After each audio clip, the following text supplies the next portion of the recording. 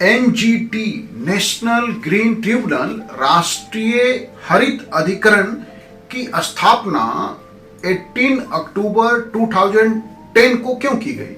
तो भारत में पर्यावरण से संबंधित जितने भी मामले हैं, पर्यावरण को नुकसान पहुंचाना, पर्यावरण की रक्षा, पर्यावरण को नुकसान पहुंचाने वाली गतिविधियों पर रोक लगाने, पर्यावरण का संरक्षण, वनों का संरक्षण, उनसे संबंधित मामलों का त्वरित स्पीडी निपटान, उल्लंघन से हुए नुकसान के लिए जुर्माना लगाना, दंडित करना, ये सारे ऐसे मामले थे जिनको एक जगह लाया गया और इसके लिए हमने एक न्यायिक बॉडी, एक जुडिशियल बॉडी के रूप में, एक कॉन्स्टिट्यूशनल संवैधानिक बॉडी के रूप में एनजीटी की स्थापना किया, जो आज पर्यावरण से संबंधित सभी तरह के मामलों, चाहे यदि आप कोई ऐसी गतिविधि कर रहे हैं एनवायरमेंट के साथ जिससे उसको नुकसान हो सकता है, तो एनवायरमेंट के नुकसान भी और एनवायरमेंट का संरक्षण भी,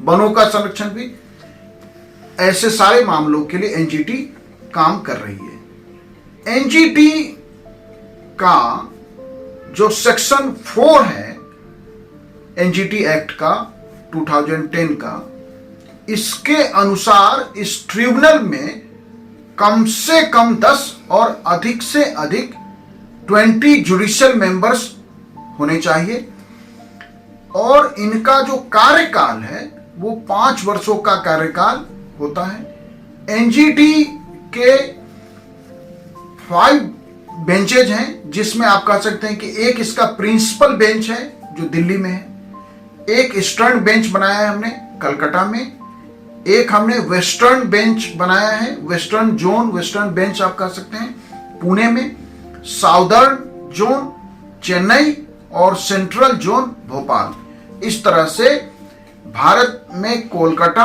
पुणे, चेन्नई और भोपाल में इसके 4 बेंच हैं और प्रिंसिपल बेंच या कहिए हेडक्वार्टर एनजीटी का दिल्ली में है। कोई भी जो जुडिशियल मेंबर होगा वो फॉर्मर जज ऑफ द हाई कोर्ट होना चाहिए या डिस्ट्रिक्ट और एडिशनल डिस्ट्रिक्ट जज कम से कम 10 वर्ष तक रहा हो, या कोई ऐसा एडवोकेट हो जो सब्सटेंशियल एक्सपीरियंस रखता हो एनवायरमेंटल लिटिगेशंस के मैटर में और जिसने हाई कोर्ट, सुप्रीम कोर्ट या एनजीटी के आगे इस मैटर्स पे काम किया हो, लिटिगेशन के मैटर पे, ऐसे लोग इसके जुडिशियल मेंबर हो सकते हैं। एनजीटी का एक अध्यक्ष होता है और हमने अभी देखा कि 10 मिनिमम से लेके 20 इसके जुडिशियल मेंबर होते हैं। जो एनजीटी का अध्यक्ष होगा सामान्यतः सुप्रीम कोर्ट के रिटायर्ड जज होते हैं, वैसे हाई कोर्ट के चीफ जस्टिस भी एनजीटी के, जो हाई कोर्ट के चीफ जस्टिस हैं रहे हैं, वो भी एनजीटी के अध्यक्ष हो सकते हैं। इसके एनजीटी के अधिकार क्षेत्र में 7 और पर्यावरण से संबंधित जो देश के कानून है, अधिनियम है, वह भी अब एनजीटी के अधिकार क्षेत्र में आता है। जल प्रदूषण निवारण एवं नियंत्रण अधिनियम 1974, जल प्रदूषण निवारण और नियंत्रण उपकर अधिनियम 1977, वन संरक्षण अधिनियम 1980, वायु प्रदूषण निवारण एवं नियंत्रण अधिनियम 1981, पर्यावरण संरक्षण अधिनियम 1984, सार्वजनिक दायित्व बीमा अधिनियम 1991 और जैविक विविधता अधिनियम 2002। तो इस तरह से एनजीटी के अधिकार क्षेत्र में ये 7 जो अधिनियम है वह भी अब एनजीटी के अधिकार क्षेत्र में। तो एनजीटी के अधिकार क्षेत्र में हमने देखा कि 7 ऐसे अधिनियम है जो अब एनजीटी के अधिकार क्षेत्र में, लेकिन कुछ ऐसे भी कानून है, अधिनियम है देश में जो एनजीटी के अधिकार क्षेत्र में नहीं आता। जो वाइल्ड लाइफ कंजर्वेशन एक्ट है, वन्य जीव संरक्षण अधिनियम 1972, यह एनजीटी के अधिकार क्षेत्र में नहीं आता। यह एक ऐसा विधेयक है जो आप कह सकते हैं कि राज्य सूची के विषय पे बना है। 2 या 2 से अधिक राज्य यदि संसद से अनुरोध करें तो 2 या 2 से अधिक राज्य के कहने पे बना कानून का यह उदाहरण है जो राज्यों के लिस्ट पे बना है और लगभग पूरे भारत में लागू है। वन्य जीव संरक्षण अधिनियम 1972 यह एनजी के अधिकार क्षेत्र में नहीं आता, एनजीटी के अधिकार क्षेत्र से बाहर का है। ऐसे भारतीय वन अधिकार अधिनियम 2006, ये जो वन अधिकार अधिनियम है, हम जानते हैं कि भारत के ज्यादातर जो हमारे नोटिफाइड फॉरेस्ट हैं वहां देश की एक बड़ी जनसंख्या और खासकर स्पेशली ट्राइबल पॉपुलेशन वहां रहती है, उनके अधिकार क्षेत्र को लेके 2006 में कानून बनाएगा। यह भी एनजीटी के अधिकार क्षेत्र में नहीं आता। ऐसे ही राज्यों के जो वन हैं, वैसे मामले में भी सुनवाई का अधिकार एनजीटी को नहीं है। लेकिन फिर भी एनजीटी आज पर्यावरण से संबंधित मामलों में देश की सबसे बड़ी संस्था है। और एनजीटी के बारे में एक महत्वपूर्ण बात आपको मैं बताऊं कि विकासशील देशों में भारत पहला देश है, या कहिए कि एकमात्र देश है जिसने पर्यावरण के लिए विशेष न्यायाधिकरण ट्रिब्यूनल बनाया है। वैसे ऑस्ट्रेलिया में है, न्यूजीलैंड में है, लेकिन विकासशील देशों में भारत पहला देश है जो पर्यावरण के लिए विशेष ट्रिब्यूनल का गठन किया है। यदि एनजीटी में पर्यावरण के नुकसान, पर्यावरण के संरक्षण, किसी भी तरह के पर्यावरण से संबंधित मामले के लिए कोई भी यदि शिकायत दर्ज की जाती है एनजीटी में, तो शिकायत पे या अपील दर्ज होने के 6 महीने के अंदर उसका निपटारा करना एनजीटी के लिए आवश्यक है।